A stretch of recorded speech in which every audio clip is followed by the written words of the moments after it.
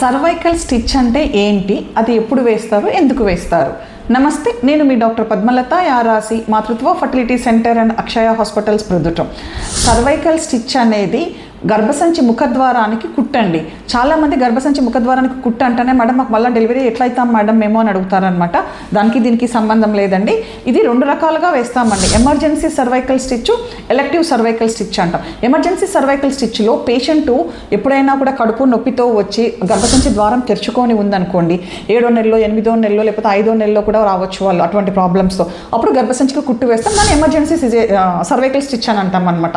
ఎలెక్టివ్గా ఎప్పుడు వేస్తామంటే, ఇది వరకే తనకి 2-3 అబార్షన్స్ అయి ఉన్నా, లేదా 7వ నెలలో 8వ నెలలో తనకి ఏదైనా గర్భం పోయి ఉన్నా, గర్భసంచి షేప్ అంటాం అనమాట. అంటే యూనికార్నియట్ యూట్రస్, బైకార్నియట్ యూట్రస్, ఆర్కియేట్ యూట్రస్, ఇట్లా ఏదైనా గర్భసంచి షేప్లో ఏదైనా ప్రాబ్లం ఉన్నా, ఇటువంటి వాళ్ళందరికీ ఎలెక్టివ్గా మనం ఒక డేట్ ఇచ్చి చెప్పేస్తాం అనమాట. పలానా టైంలో మీకు వేస్తాము అని చెప్పేసేసి.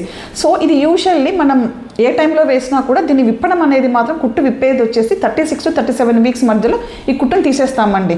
అట్లా కాకుండా కొన్నిసార్లు ఈ కుట్టు వేసినా కూడా వాళ్ళు నొప్పులతో మన దగ్గరకు వస్తారనమాట. అప్పుడు వెంటనే తీసేస్తాము దాన్ని. అంతేగాని ఆ కుట్టు అట్లనే పెడతారు, నార్మల్ డెలివరీ కాదు అనే అపోహ చాలామందికి ఉంటుందండి. అది కాదండి. Thank you.